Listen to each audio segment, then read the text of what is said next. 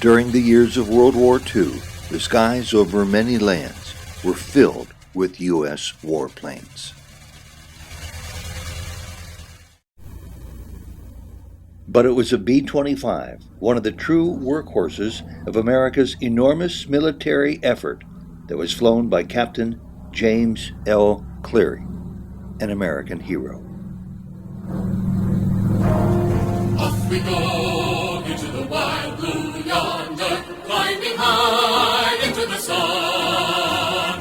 Here they come, zooming to me. On April 9th, 1999, Jim Cleary sat down to tell his story, an hour-and-a-half account of his life, his marriage, his Army Air Corps flying years, and his years as a prisoner of war in Germany.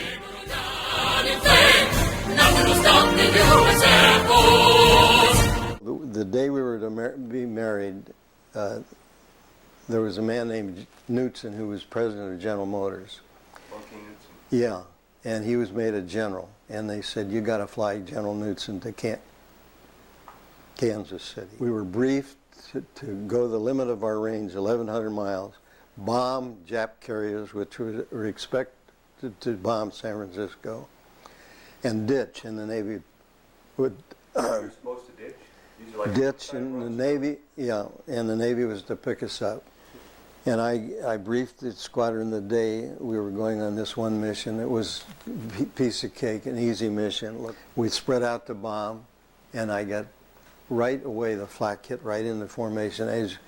I never flew that it didn't get holes. And it hit my left prop, and then we got shot up from the ground and from the air. We were in trouble. We had fire, and one man was wounded in the rear. And I told them that I was going to stay in the plane. They could bail underneath, and we landed. We bellied into the sand, and it sucked sand. It was stifling, and I blew all that up. Stepped out up through the hatch. I thought we had wounded in the rear, and they parted my hair with a German. We landed right in a German repair depot, tank repair depot. And yeah, by the time I got to the rear of the airplane, they parted. They meant to hit me, I think, going out, the first guy out. Yeah, it was a rifle shot. Yeah, I could feel it. The entire uninterrupted interview will be coming up. This is the story of Jim Cleary, captured by the Germans and held prisoner of war for nearly 3 years. He came through great suffering in his life, according to his daughter, especially when imprisoned and given up for dead after the Nazis shot down his plane in 1942. In spite of those dark days, he remained an extraordinarily loving and enduring presence of gentle strength, quiet humor, and grace, a genuinely heroic achievement.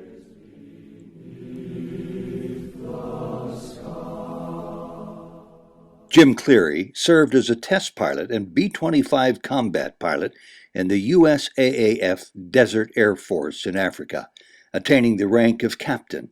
He was a prisoner of war, and after several now famous escape attempts, much celebrated in books and in the classic movie The Great Escape, he was finally liberated in 1945. He was awarded the Bronze Star Air Medal, POW Medal, Desert Air Force Medal, European Defense Medal, American Defense Medal, America Theater Ribbon, Victory Medal, and a Presidential Citation. Jim would occasionally speak about his many attempts to help dig tunnels to freedom from his German war camps. And since the war, new excavations have unearthed artifacts from those dangerous and bleak years. These stories he would share with his wife, Mary Margaret Meyer Cleary, both of them graduates of Ohio State University. Jim Cleary was born in Worthington, Ohio, and was husband for 42 years to Mary Margaret.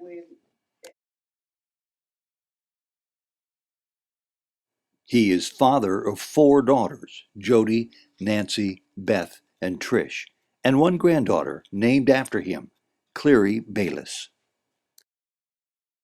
The war brought much upheaval to the extended Cleary family, and news of Jim's being reported missing in action was enormously challenging. Surviving war photographs show Jim in the front line here as a German prisoner of war.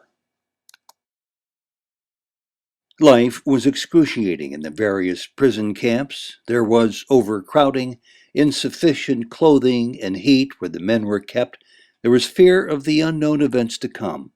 And of course, there was always the factor of hunger, of rotten food, and insufficient food for the many men. The food supply was mostly minimal. Meat, when or how they could get it. Produce, often weeks old and barely usable. Often the prisoners would fall ill and remain weak by these poor conditions. All of these photographs were taken by a forbidden camera, its parts smuggled in to Jim and his men. Candid photographs taken through peepholes in the barracks of German officers standing right outside. One of Jim Cleary's most severe challenges, keeping himself alive during this forced winter march from one prison camp to another across the frozen German and Polish countryside, a story famously retold in the Joe Class book called Maybe I'm Dead. In addition to his flight log, Jim also kept a war diary in which he detailed many of his harrowing accounts as a prisoner of war. And then there was this, his final letter home from a war-ravaged continent. Dear Mom and Dad, left Germany yesterday and am on my way home. Cannot say when or how I will arrive, but will do my best to keep you notified. Am clean, full, comfortable, and free. It is a great feeling. Jim's life included the pain of war, a rediscovered love of family and life, and even celebrations at the White House. This is his story, the wartime story of James Lewis Cleary. Childhood memories. Well, I was born in Worthington, Ohio, which is the second oldest town in the Northwest Territory. My mother's people were early settlers there named Lewis and Roberts. And I weighed 10 pounds or better. Amazing. Yeah. Do you remember the address of the house you were born in? No, it was on the square. It's on the main square in Worthington. Do you think it still stands? Yeah, it's a relic. They've kept it for the historic reasons. So Not because I was born there. One other distinguishing factor, in case somebody 20 years from now wants to go and visit it, how would they find it there on the square? It's right on this, and it's next to a big church. And most of the house has been torn down. It was a big house, but they've left a little bit for historical purposes. How long did you live there? I was there just to be born, I think, and then we moved to Upper Arlington and Columbus. What'd your dad do? He had detective agencies. He's protected the stores, all the department stores, the trolley cars, and the governor. He worked for the governors, and he had an amusement park such as Euclid Beach. Wow. Yeah, it was good. And we were kids. I got sick of amusement parks. You got to do all you wanted, huh? Yeah. But he made a lot of money, and we lived high on the hog. And then the Depression came, and we kept going down and down, and we lost everything. You were up in the Columbus area then? Yeah, we moved. I lived in Worthington for a while, and later in Columbus, near the university. So I recall you only have a brother, right? Yeah, one brother, His name? Bob. He died a few years ago, about 10 years ago. Did he live up here? No, he lived in Chicago and then Kentucky. And he has 3 sons and a daughter, and they're in Kentucky. Sounds like your dad was a very busy man. Was he a happy man? Yeah, he was a great guy. How was he? He was a great guy. He was wonderful. You ever put you over his knee? No. Did he have a good sense of humor, Dad? Yeah, he worked all the time, but he was great. Did he smoke? No, yeah, he did smoke. Yeah, he was too heavy. That's what killed him. And the war, the war got him. The Second World War, the first? Yeah, Oh, we because- were both we were both. Sorry, we were both in the war. And Dad was in the war with no. He was home, but he was worried. Okay. Brother. Oh, that's right, your brother I'm talking about. Yeah, he was a Marine. Yeah. And when you were growing up and you were in grade school, did you go to Catholic schools there? I went to the first grade in Upper Arlington, and then I went to a Catholic school for boys for about 5 years. Then we went to a parochial school. We got thrown out of there some way. You and your brother? Yeah, we were thrown out. Yeah, he did something. I'd say it was him. You've always said it was him, was it? Yeah, it was. We got thrown out of the school, and we moved from Upper Arlington to Bexley, across town to Bexley. I finished high school in Bexley. And then I went to Ohio. I was 17 and went to Ohio State. Did you know what you wanted to major in right away? No, I didn't know. I still don't. What did you end up majoring in? I was in business. And Everybody, your contemporaries, were they business majors too, mostly? mostly, yeah. Well, yes. hmm And how close was the beginning of World War II at the time you were in college? Well, I was through college in 1937. I graduated high school in 33. Were you aware of what Hitler was doing in Europe at that Yeah, time? we were. And Was anybody afraid? well, a lot of people. I was about 25 when the war, when it was going on, before the war. When you were still in school while you were hearing these things, that's when... Well, we didn't hear much about it when I was in college. It was later. I was working for ASCAP. Tell me about meeting the love of your life in school. Oh, Clary has a question first. what's the question, Clary? What is it, honey? Did you have a pony when you were What? born?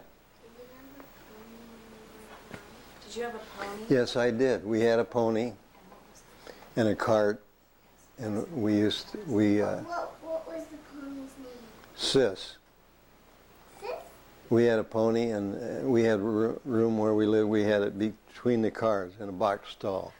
We had a cart, and we'd hitch up to the cart in the summer and drive 10 miles through the country to my grandmother's and spend with her. So in college, were you a freshman when you met your wife? No, I was older. I was a senior, I guess. And I saw her at a dance, and she was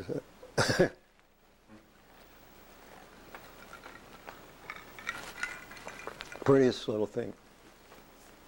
And your senior year, it took you Yeah. 4 years before you found Oh, out. I was yeah. under the impression you guys knew each other since you were freshmen. No, we didn't. she was But- she was a freshman. Yeah, well, she was two and a half years younger than I. Okay, how'd you two meet? Well, I saw her at a dance, and I wanted to meet her. And I called her, and I finally I had a tough time getting into the league. But And when you had a chance to talk to her and actually ask her out for a cup of coffee or what they would Yeah. call a date or anything else, did she say yes right away or did she put you off? well, I had she was very popular. So how did you find the courage to persist? Well, I had to. She was the prettiest little gal I'd ever seen. Is the story true that you had to marry her because she was the prettiest girl on the campus of Ohio State? No, but she was the prettiest. She was great. And we started going together, and I persisted, and we wanted to get married. We didn't have enough money, and we kept going. And the war, you could see that we were going to go to war, and I was patriotic. I wanted to get in. I wanted to fly. And I took a physical at right field with 60 people. They were before the war started, they were very particular. And they took 2 out of 60 of us. And yeah, and the only way I could make it is to have I stupidly said I'd had tonsillitis, and they said, you got to have your tonsils out. So, and I went into and your mother went with American Airlines, working for American Airlines. In New York, and she was later in Detroit. Nancy, you had a question? Tell us how you got engaged and how you gave her the ring.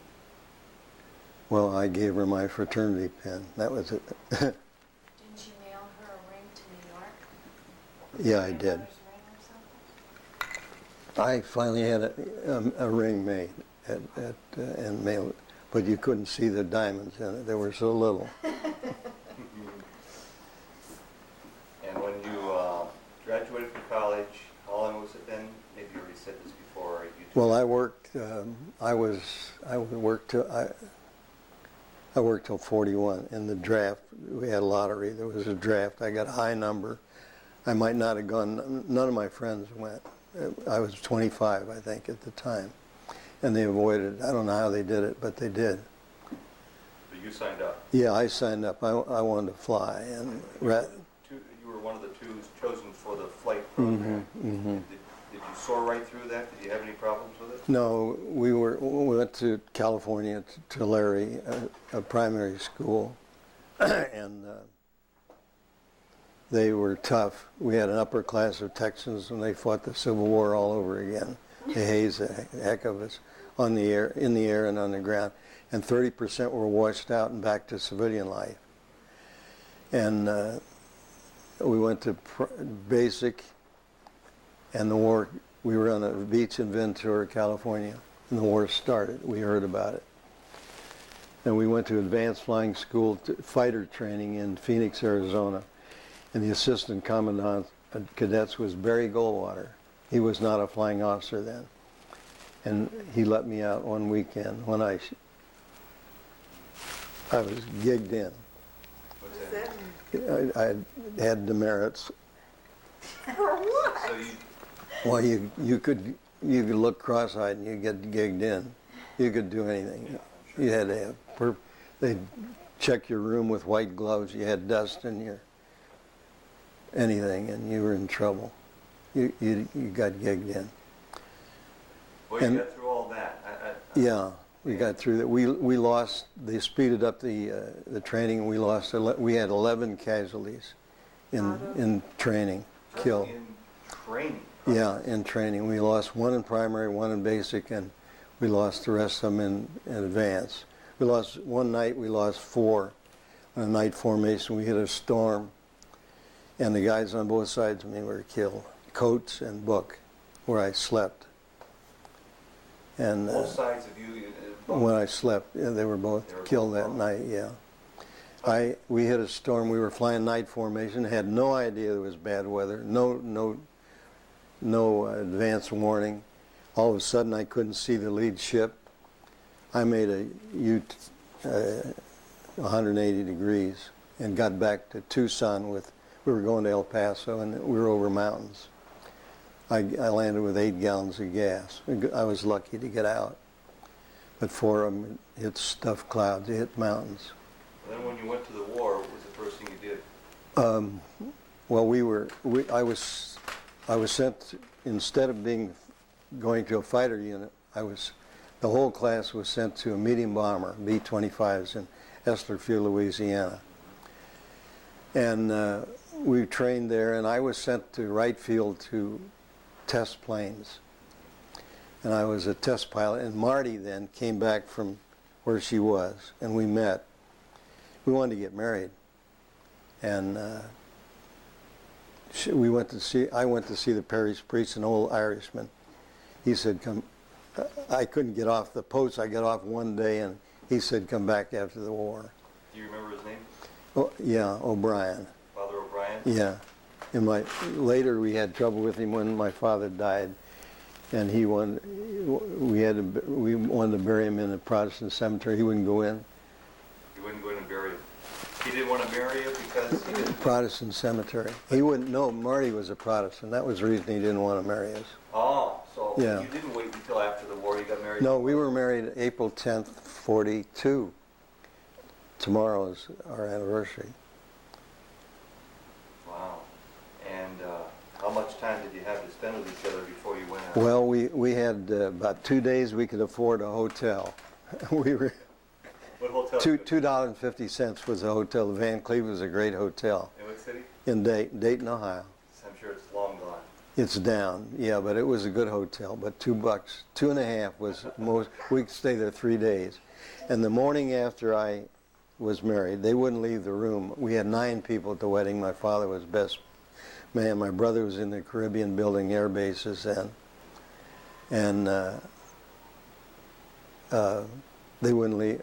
I had to get up and I flew 14 hours the next day straight. We were running fuel consumption tests.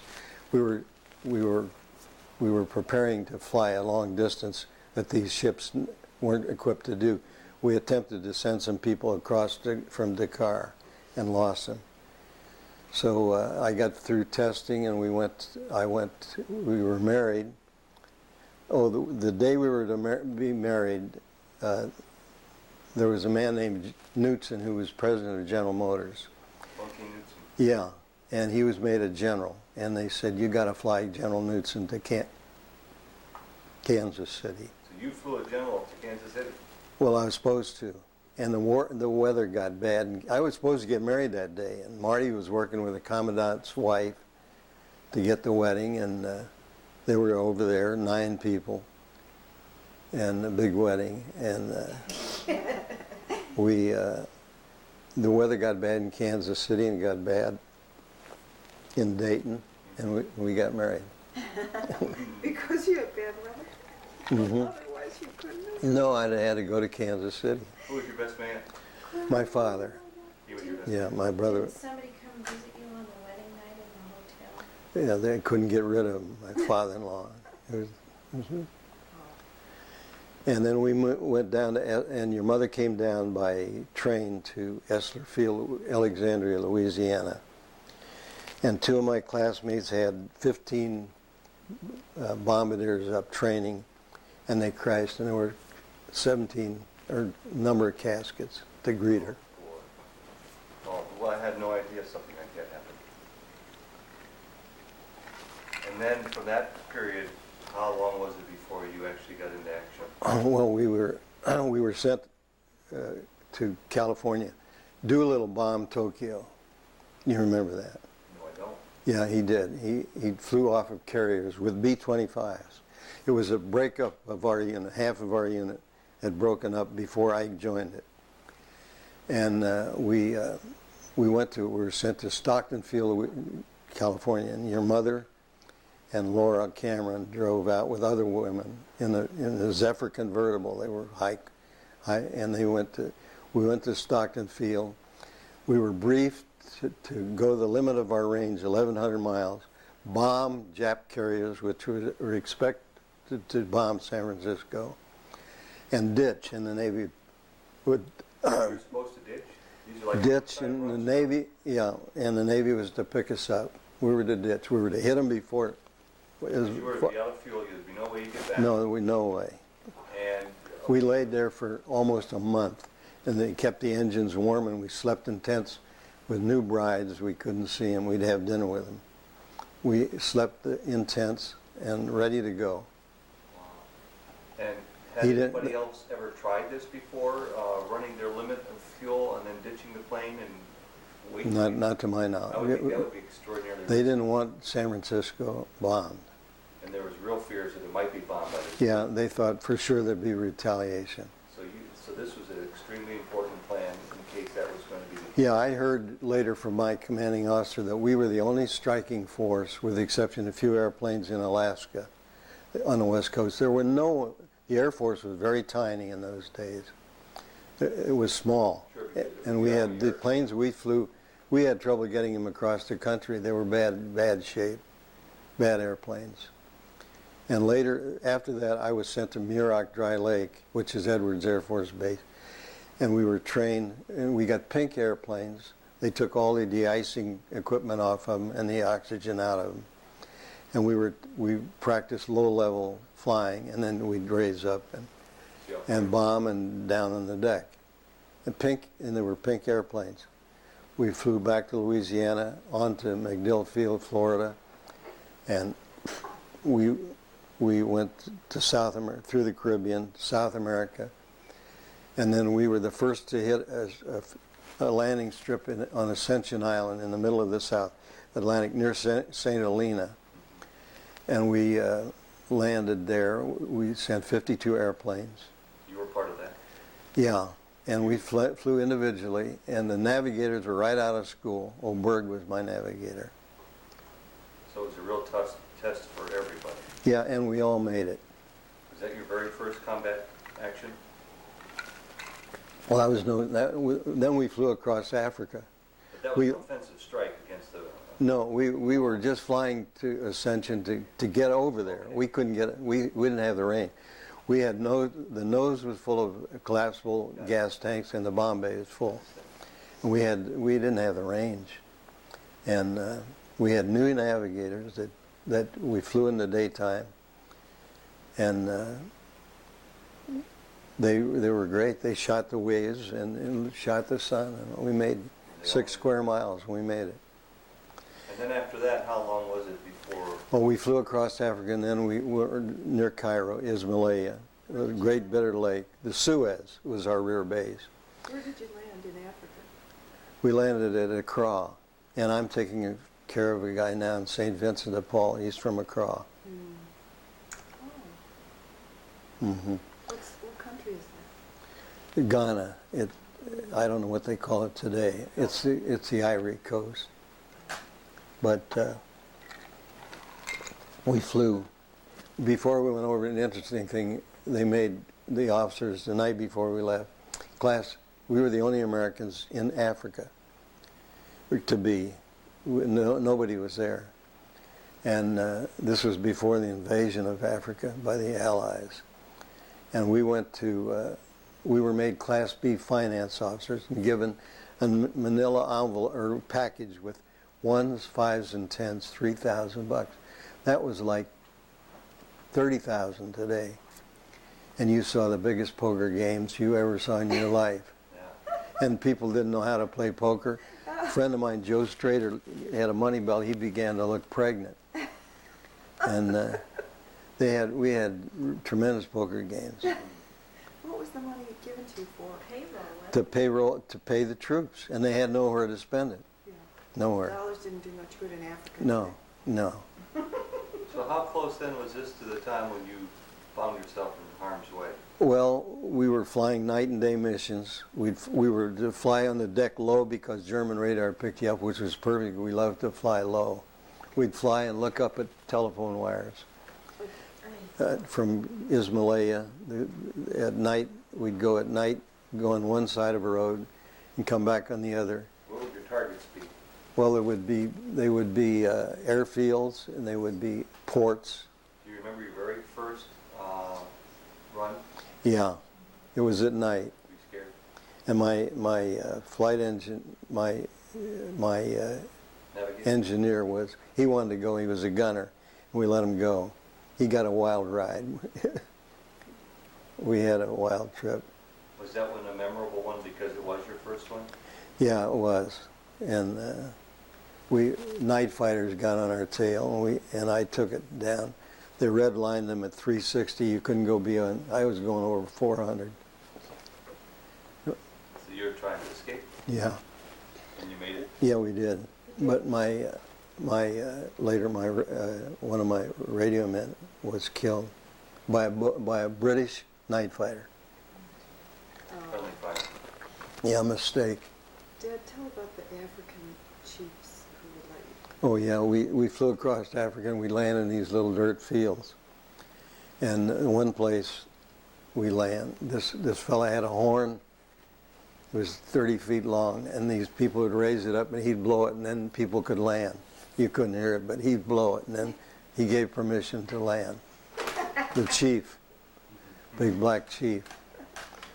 So how many runs did you make then? Oh, I've forgotten. Not too many. And later, we started flying in July. In October, I was made operations officer of the squadron. And I briefed the squadron the day we were going on this one mission. It was a piece of cake, an easy mission. Looked easy. It was a beautiful sunny day. And we were in formation. Cameron, Carlson, and I were flying wing to wing. We spread out to bomb, and I got right away, the flak hit right in the formation. I never flew that it didn't get holes. And it hit my left prop. And I cut the engines, and we were going on one engine. We had to drop out of formation. Beautiful sunny day, perfect. And I tried to feather the prop, which is to turn it into the wind, so there's no wind resistance. And it wouldn't feather, it ran away. It's like holding a windmill out the window in a car and it pulls backwards. So we were held backwards. And I thought it was going to come off my lap. They were big props. They were 14 feet, and it was going wild. Couldn't do a thing about it. We lost power. We were up about 8,000 or 10,000 feet when we bombed, and I was going back. So we started back, and then we got shot up from the ground and from the air. We were in trouble. We had fire, and one man was wounded in the rear. And I told them that I was going to stay in the plane. They could bail if they wanted. We were getting low, and we were losing altitude fast. And one man threw the wounded man out and held his ripcord, and then he bailed. I didn't know what happened. I was busy trying to keep the plane from Stable. Yeah. And we bellied.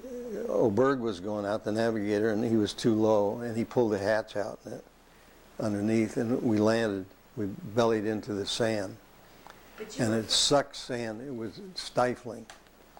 And we had information. Friend and Foot was information. It was a radio thing that you blew, and I blew all that up. Stepped out up through the hatch. I thought we had wounded in the rear, and they parted my hair. But Who's they? with a German, we landed right in a German repair depot, tank repair depot, and So it's crawling with Germans. yeah. By the time I got to the rear of the airplane, they parted. They meant to hit me. I think going out, the first guy out. Yeah, it was a rifle shot. Yeah, I could feel it. And your plane was full of bombs, too. No, we had dropped our bombs. Okay. Yeah, So thank there was God. no Oh, I danger. would have dropped the bombs anyway. We had bombed. We had done that. Yeah. So you knew that landing, you wouldn't blow yourself up? You No, crashed, no, but you wouldn't blow no. yourself up. We were lucky. I got a spot that Why I could. didn't you bail? Well, I missed by 6 miles. Almost made the British lines. I thought it was British. You almost got back to friendly. Yeah, yeah. I thought they were British soldiers when I landed, but they were German. And they had me by both arms, and they had machine guns all around, or submachine guns. We didn't have a chance. And they held us there for a short time. They put us in a Volkswagen and took us to Rommel's headquarters. He wanted to see the early Americans. A friend of mine went down ahead of me. We had early losses, were terrible. We sent 10 ships one night and lost 4. We had an exhaust flame when we got there that went out 14 feet, and they were really zeroing in on us at night. And we lost a lot. The commanding officer he refused to fly with his flame until they corrected it and put it in collective rings. And I'm talking too much here. No, you're not. This is all very interesting. So what happened once they came with their submachine guns? Well, they put us in a Volkswagen. We were held there for a short time. They took us to Rommel's headquarters, and he was on a field trip. He wanted to see us. And we were held there, and he didn't come back. And we were held in an outside pen.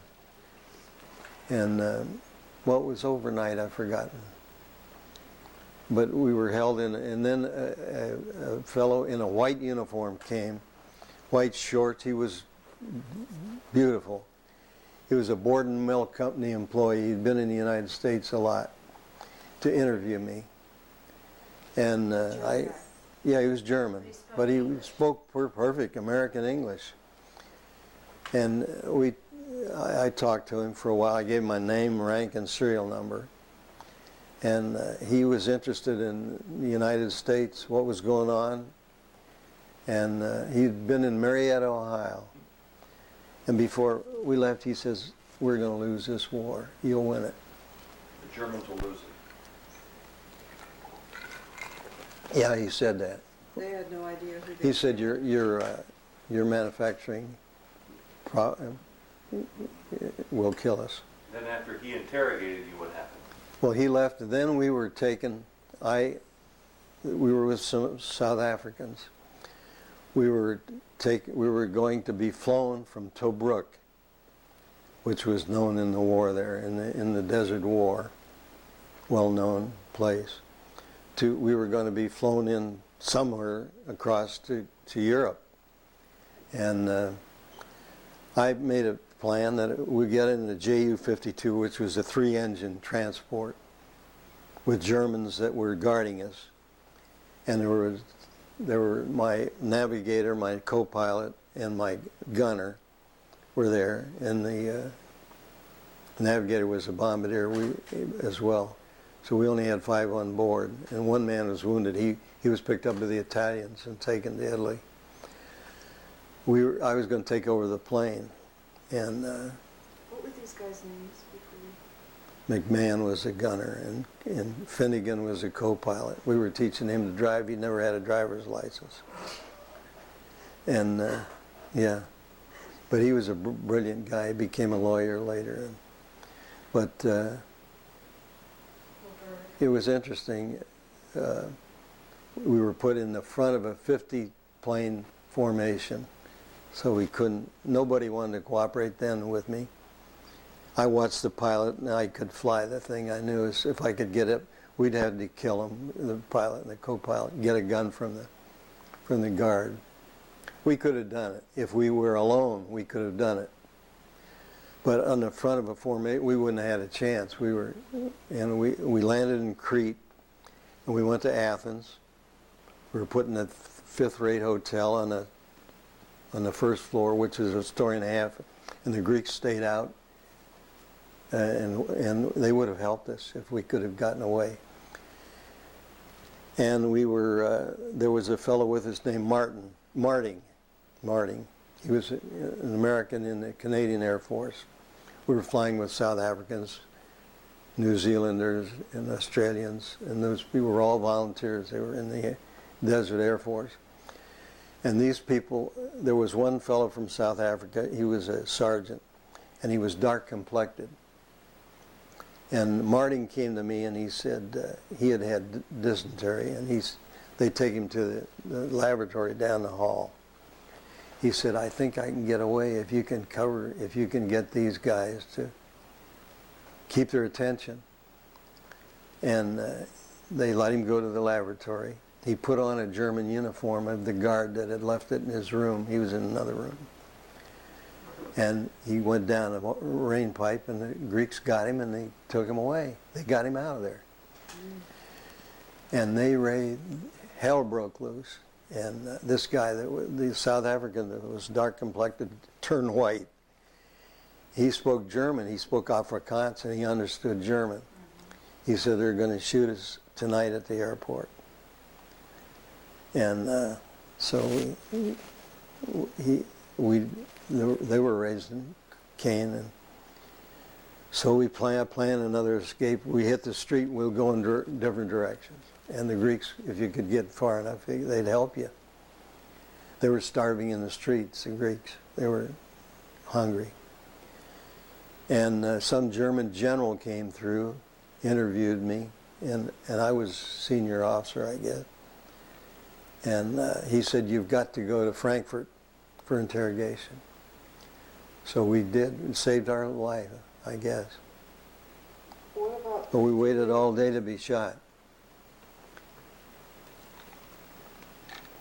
Good.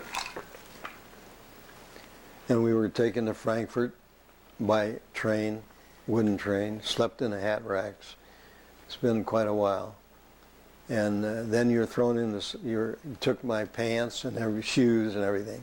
I had on summer uniform. I didn't expect to get shot down. I didn't even consider it. We had never been told about being prisoners of war.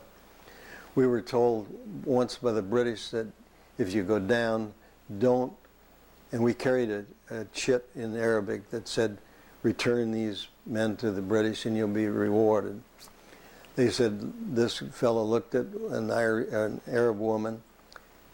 They sewed his testicles in his mouth. They were the Arabs. And Farouk was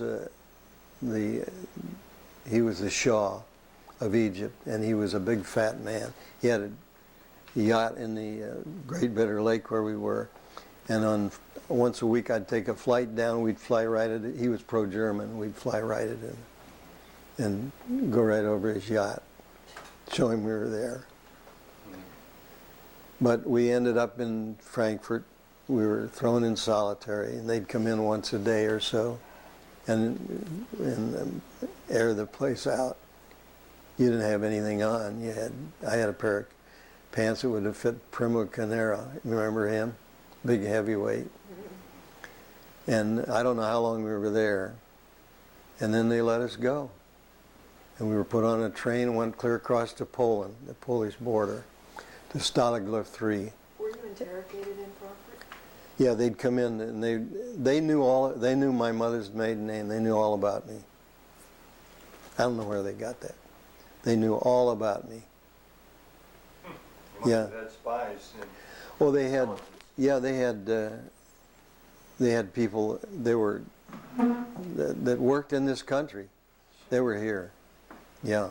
They had access, Board and Mill Company were 2 people. they had access to records. Hmm? They had access to records, apparently. Yeah, they had a lot of information. And they had a lot of information on the 8th Air Force out of England. So where'd you go to prison? Stalag Luft III, which was a British camp, and I was number 788 prisoner. And the rest of them were British. Some of them had been down then since 1940, early 40, 39. It's a British camp. Is it a captured British camp? No, there were British Oh, I see. British airmen there, and they were in charge of the camp. My commanding officer was shot down before I was, Colonel Goodridge, and he was wounded. He had the tail going out, and he was badly, and he didn't get into camp until after I did. We were put in what was known as the East Camp. Am I talking too much here? No. That's what you're here for. We were with the British, and Croto, my good friend, was already down. He was there. I was glad to see him. And but it was a dirty camp. The British didn't keep things clean, and I didn't think they could hold me. So, what do you mean when you say the British were in charge?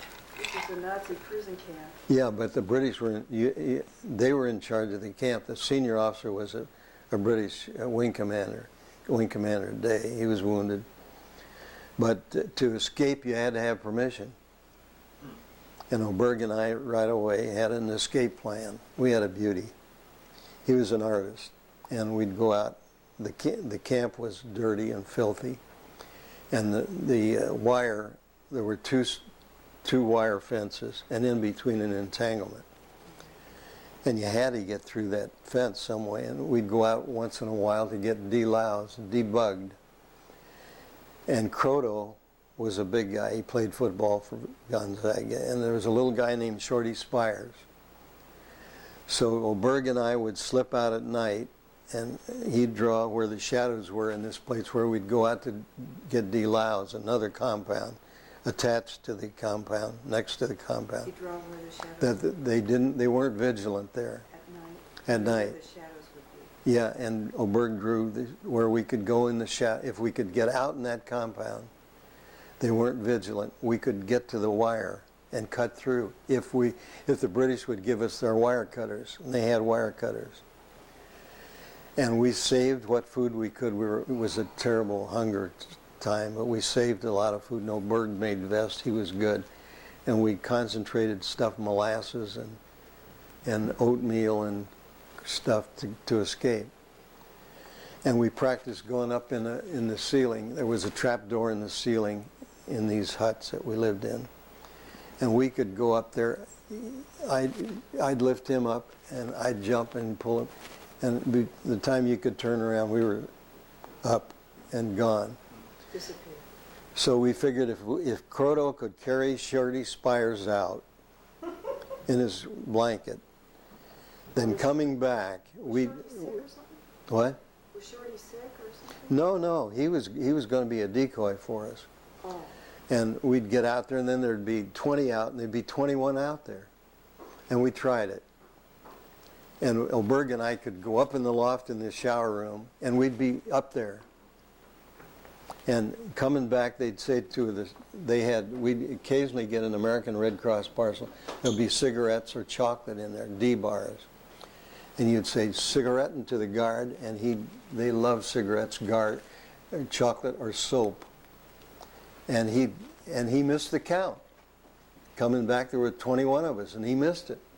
So we figured we could do it with one less. And we waited, and we practiced, and we were ready to go. We were going to walk to France at night. Did you think you'd get there in one night? Oh, it was 500 miles. But we didn't speak German, but we had a nifty plan. It was good. And they kept going, and there was a lieutenant colonel that was a commanding officer in our Clark. He became a lieutenant general, 3-star general after that, late. And they took our plan and used it with 2 German speakers. They liked German speakers, and they got caught on the wire. It worked, and they got caught on the wire, cutting through. And They got shot? no, they were thrown in solitary. But they took. Did you have to tell them what your plan was? Oh yeah, you had to have permission. So they said, no, you don't. Well, have we needed their permission. wire cutters, Joe. We had to have the wire. How come so they were waiting for the plan in order to execute it themselves? Yeah. Well, I'm thinking, it was a good plan, Nance. well, but if you had all those men and the British were in charge and you had to get permission to escape, why weren't they escaping left and right with wire cutters? Well, The Americans gave them the plans, the brains. well, we did. Were you mad? Oh, I was furious.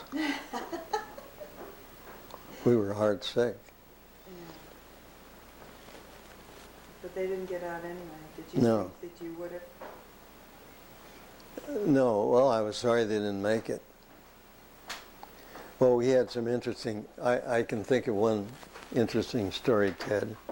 I have a It question. might be interesting. All right, let's hear Nancy's question first and then that story. What was the point of keeping you alive? What was their point? I mean, they have to feed you, they have to take care Yeah, of you. well, they didn't feed us much at first in the war until Stalingrad was lost at Stalingrad. After that, things got a little better. And we got American Red Cross parcels that came in occasionally and kept us alive. They let those through. Well, there were 2 officers, Joe Bell from Gleason, Tennessee, a good buddy of mine, and Bob Williams from Marietta, Ohio. Williams spoke perfect German. They were the parcel officers. And they'd go out there, and the Germans would open the Red Cross parcels and punch holes in every can so that you had to eat it. You couldn't save it for escape. And certain parcels, unbeknown to the Red Cross, were full of contraband. And they would get these parcels in by conning these German guards For 2 years they got them in with contraband. We had maps. They had 2,000 men. You have people that are capable of. They had forgery. They made papers. We got Reich marks. We got radio parts. A transmitter we put together, and I volunteered and with another man and dug it out under the ice crust in Mooseburg, and I carried that across Germany. We could have been shot as spies, or we got caught. And but it was a lot of things went on that the Germans didn't know. But they kept you for information? Yeah. Well, Well, you were prisoners of war too. They didn't. International. They didn't kill all prisoners. no. Well, we dug 3 tunnels, Tom, Dick, and Harry, and they went down 30 feet. Out of Stalag Out. Luft III? No, in the camps, in the North Camp with the British. I worked on that for almost 2 years, I think, and went down 30 feet. I've got pictures. They had a little railroad car in there. You had to have air down there, and it was sand. The sand on the bottom was a different color than the sand in the top. It had to be rubbed and dispersed. And And you did that through your pants? yeah, my first job was I was out of shoes by summer. I was barefoot the first summer, and I had Dutch pants, and they had little holes in the pockets, and they'd fill your sand pockets with sand. You'd rub it, you go down your pant leg, and you rub it in with your feet. So that Well, we dug 3 tunnels, and they found one, and they immediately separated the Americans from the British. And then by that time there were many more Americans. I was 788, and by the time we walked out of that camp, there were 10,000 American officers in that camp. Wow. It represented about 7,000 airplanes down. Oh, good. Yeah, there were a lot, and we walked in the most bitter winter of the history of Europe, and some of us hadn't been anywhere in 2 years. But Now, you say this is a British camp, and would you be able to find it if you wanted to today? yeah, in Poland. You're still talking about- it's there. I could find the location at Sagan, but it's all gone. I have pictures. I have a lot of pictures, and I have a big picture in the Air Force Museum at Colorado Springs Of the camp. of me and some of us had tunneled and so forth. And there's a big picture in the basement of us. Yeah.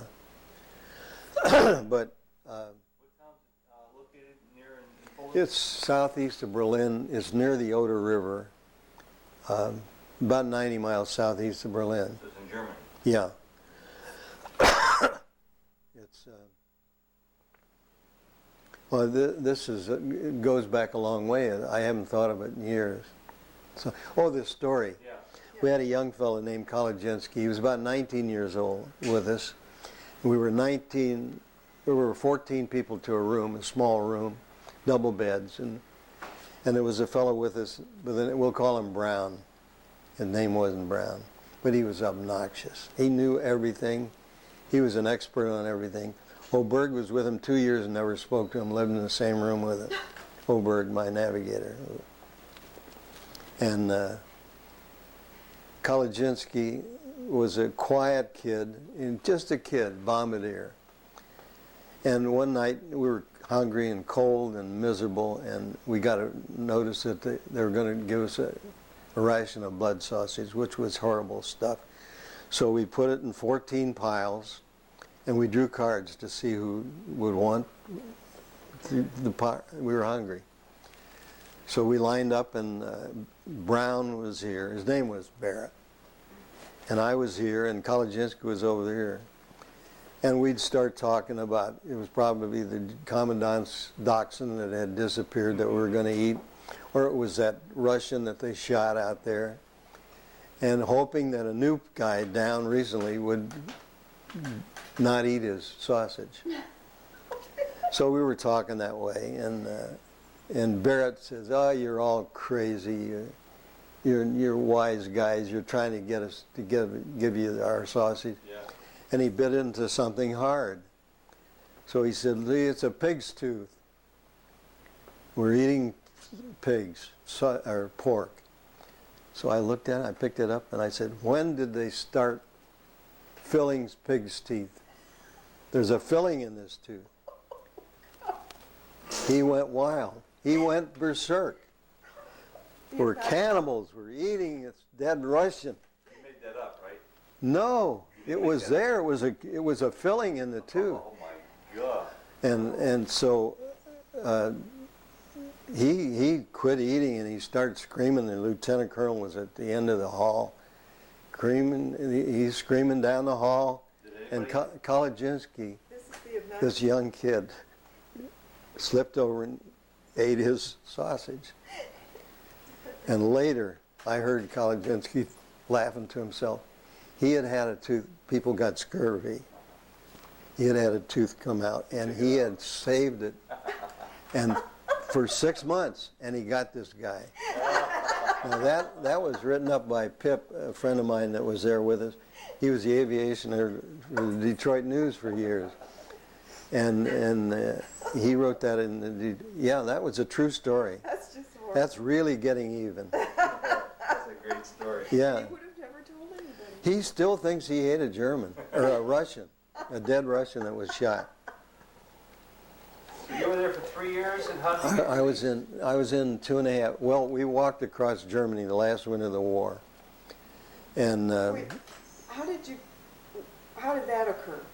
You left Stalag well, Luft III we were told before then that after the Great Escape, that we were separated from the British, put in a south camp. And Oberg and I started digging the tunnel right away. We got caught, and he got thrown in solitary, and I didn't. I got away. But where were we? Did the British escape?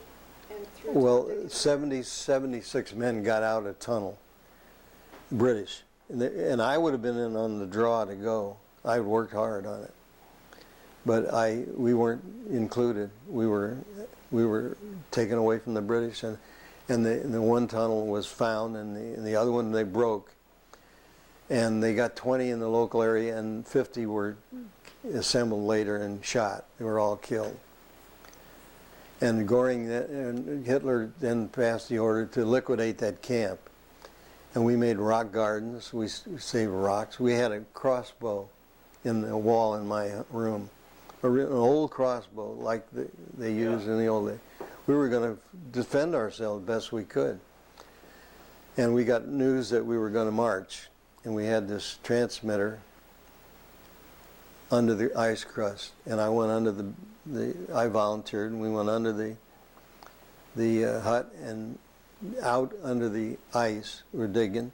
And a German, they worked two types of guards. Outside were the goons, inside were the ferrets.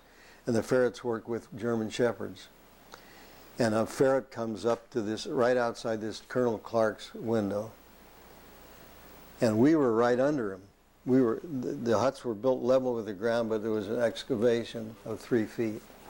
We were right under, and the colonel was highly respected by a German officer, a German soldier, and had high respect for this colonel.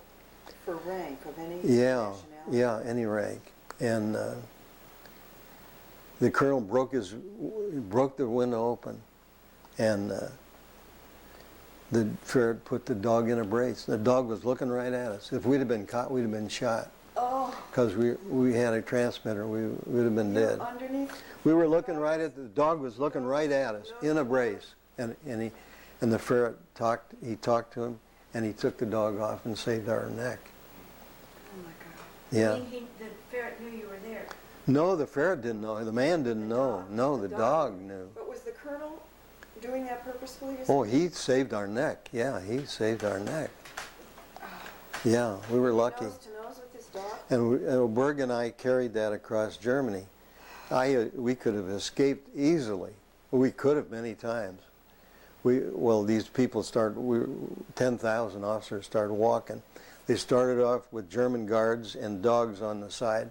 the dogs' feet froze up. They put chamois bags on their feet. The dogs were missing. It was too cold. They were gone.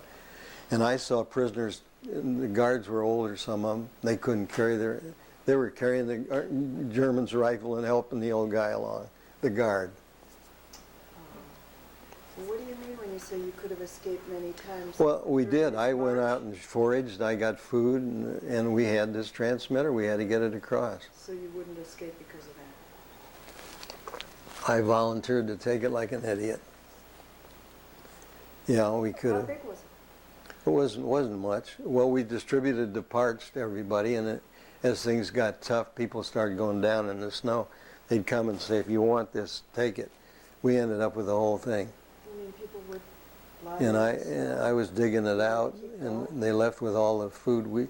We went with a box of prunes and a half a loaf of bread, Berg and I. He'd do anything with me.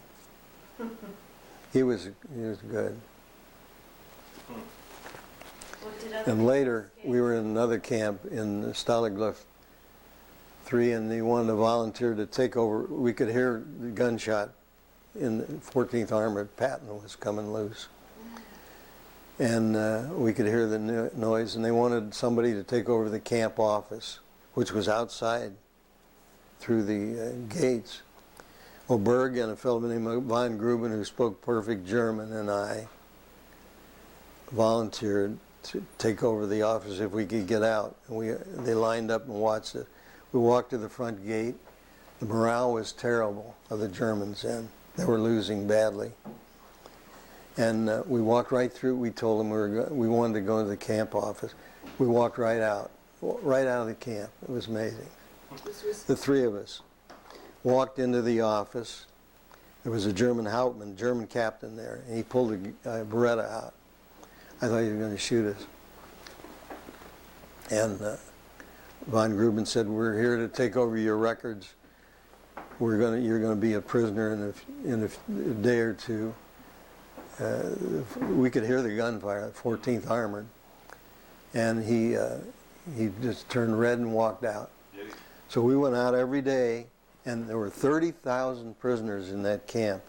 which We were a camp within a camp. I lost track of this. Was this after the march across Germany? Yeah, we walked across Germany This is in Mooseburg. to Nuremberg, I think, and then we were put on 40 and 8s cattle cars and driven and sent down to this camp Which was called? near Munich, And what's it called? Stalag Luft.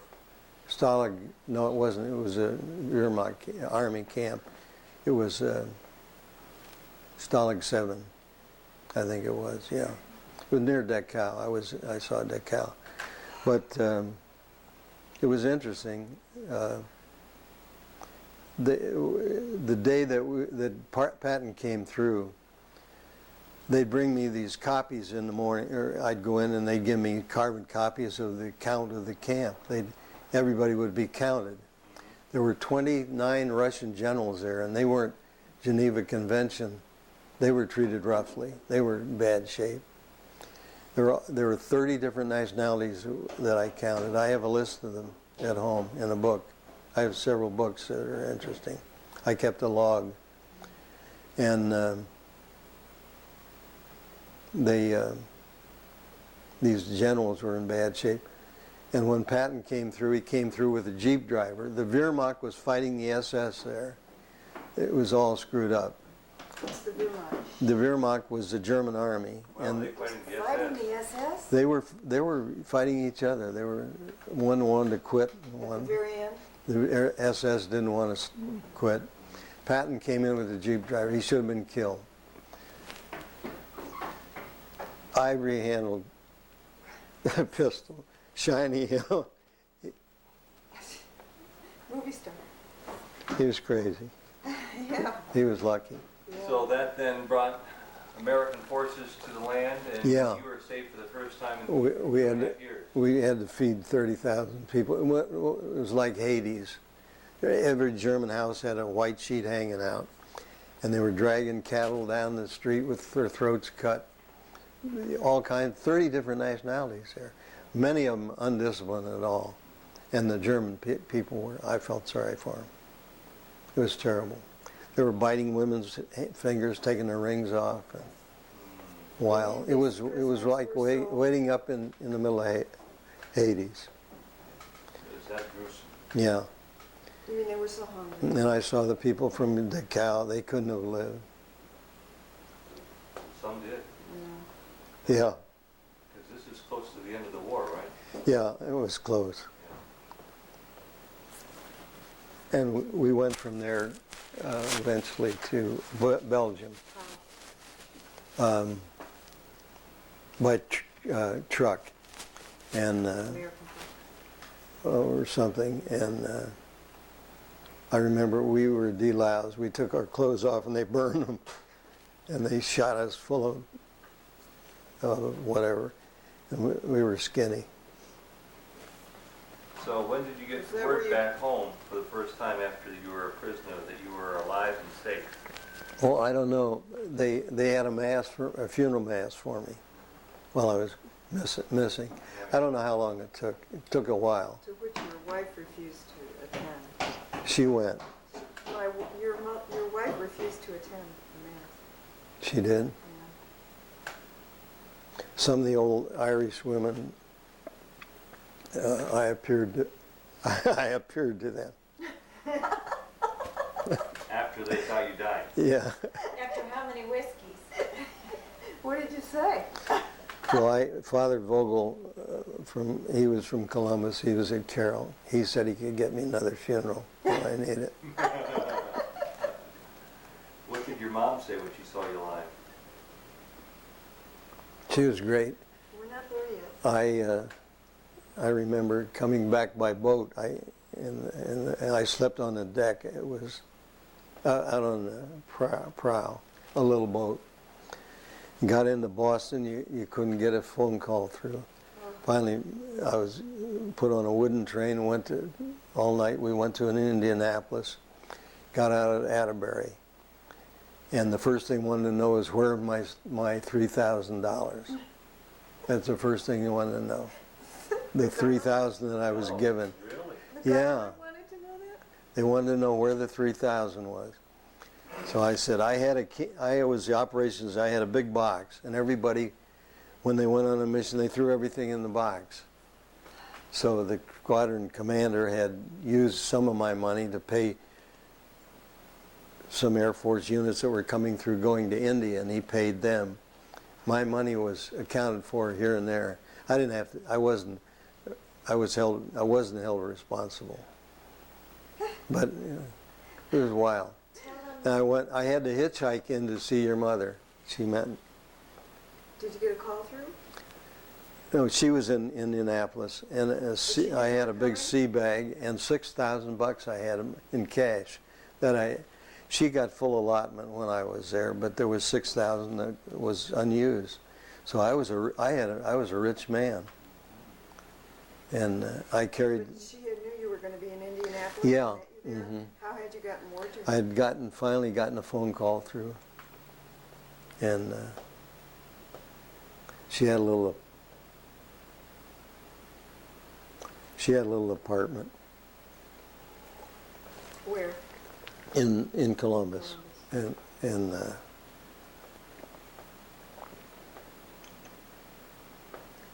You know what you didn't tell us about is when you got out of the camp and you got a bunch of eggs to eat for the first time. oh no, Cameron and I and Oberg ate a dozen eggs once. Each. Each? Yeah. Mm-hmm. Tell what your mother used to write to you when you get her. Yeah, she would write a letter every day, and Marty wrote me a letter every day. And Lulu would write what she was feeding the dog. Oh, no! And I'd read it to these guys. When I get the letter, you can get a case one, about hamburger and carrots together. And here he is starving. Well, there were no conversations about women. While you were in the camp. No. It was about food. Down to basics. Mm-hmm. But I've said a lot here. And crazy stuff occurs to me. Did you get Mom's Kamuga's letters every day? Yeah, I got a lot of them. There's some in the basement now, some of them. Yeah. And a lot of funny Did things. they get your letters? Did you write? Yeah, they got some Did they? censored. I let them know that we were tunneling. We had a friend that Hood and Horn was her name, and I wrote. And her father had been a miner, and I said, "I'm doing what Hood's father did," and they knew we were tunneling. Ah, that's how you told them. Yeah, And they figured it out. yeah. Oh, wow. Well, it was wild. So after you got home and you hooked back up with Marty and you went to her apartment and the war ended, Yeah. Well, we were. you had $6,000. I got home and I was given 60 days temporary duty, and I flew to the Pentagon to see my commanding officer. And then I flew with this fellow Whitaker, and he went to Harvard to see if he could get into Harvard Law School, and they wouldn't let him in. We flew around, and I flew Stearman with a friend, flew a lot, and then I went to Arizona to Douglas, Arizona, and we lived there in a little schoolhouse, your mother and I. It was a terrible place, but I thought it was heaven. And we taught Chiang Kai-shek's officers to fly, and the war ended. I was going to go, my brother, when I was shot down, he quit. He was exempt from the war. He had a great job with a construction company building bases in the Caribbean. And he quit and started drinking and fighting. When you got shot down, he quit Yeah, his job? and he came back and joined the Marines. He was in 4 invasions. He was Iwo Jima of 100 men. He was 8 of 100 that wasn't killed or wounded. Wow. He's in 4 different invasions, so he saw it all. Yeah, he was. So when you got back, Bob wasn't here? I got out before he did. He didn't come back so soon as I did. Well, the Jap War wasn't over as quickly as. When you got together eventually, did you share war stories? No, we didn't. We never did. Never talked about it? No. I don't think I talked about it. I talked more about it. Dawn questioned me a lot about it. And I've told her a lot. In the past, when Dad would talk about this, my mother would often tell him to stop talking because he'd have bad dreams all night if he continued talking I about it. don't remember that, Nance. She did. She'd tell you to stop. No, I didn't tell your mother much about it. But Yeah. she wrote me every day. We had a news story on last night about a warning going out for all veterans of all wars who are having flashbacks because of the current situation with the prisoners of war in Belgrade. I can readily understand how that might kick up all sorts of things for anyone. Yeah, it really didn't bother me, I don't think, when I got home. I was so happy to be home, and it was wonderful. But you re-enlisted, right? I stayed in the reserve. I got out because of my work just before Korea. I'd have been in the Korean thing, doing something. I don't know what. But I'm just lucky. I didn't realize it. I got out because I couldn't give it the time. I was flying it out here at the airport, Hopkins. And then from that point forward, the story is pretty well known Yeah. to most people. Lived happily ever after. Yeah. So you didn't get scurvy or any ailments? No, I got vitamin pills once in a while in the mail and they came through, and I didn't get scurvy or anything. No, I came through pretty good, and I got lion's tooth powder. I remember would come through. To brush your teeth? So you didn't lose any teeth? No, I have one tooth, that's all that I lost. That's great. Yeah. Or you were jaundiced? You had jaundice? Yeah, I had yellow jaundice for about a year. Well, everybody coming out of the desert had jaundice. From what? I don't know. They just did. But I was very lucky. I came through it very good. The walk across Germany was tough. We could have gone south to Yugoslavia. We could have gone anywhere. And we had this doggone transmitter. How long did it take to walk across? I don't know. It's quite a while. Not a lot, There's a no. book written about that, right? I don't know. I've got books about a lot of this. The tunnels that were, it was amazing what they did to dig these tunnels. It's well described in The Great Escape, the movie. Mm-hmm. Well, Jim, thank you very much. Well, thank you, Ted. I've forgotten a lot of this. It's coming back today. Uh-huh. They got her mommy Yeah. and her papa. And Yo-Yo, Yeah. her Auntie Yo-Yo. Crazy There girl. you go. Hi, crazy girl. Well, this is very nice of you. Yeah, thanks, Ted. I hadn't thought of a lot of that stuff for 40 years, 45. We have logs and photographs and all kinds of things. How did you take photographs? Oh, we had a camera. A little camera. You had everything but food. Yeah. We had a lot from the Red Cross. They didn't know they sent it. Who got it in there? Bob Williams and Joe Bell. Joe Bell's still alive. Williams is dead. Well, who put the stuff in? Oh, I don't know. There was a section of the government that did it. But we had everything. They had rifles that looked real. So this is 3 generations of Clearys. Well, I'm trying to get them to stay over a week. Yeah. Well, that'd be nice. Cleary has such a good time here. Maybe you'll come back again? Here's the thunder. Yeah. Okay, guys, I gotta go to work, so how about if we wrap this up with a big wave from all of you guys? 1, 2, 3, wave. Bye-bye. See y'all later. Bye-bye, Ted. Bye-bye. Finally, it's a day to remember the unsung heroes of this country. Veterans, no matter the war, no matter the hardship, no matter the loss, they are all part of a gallant generation.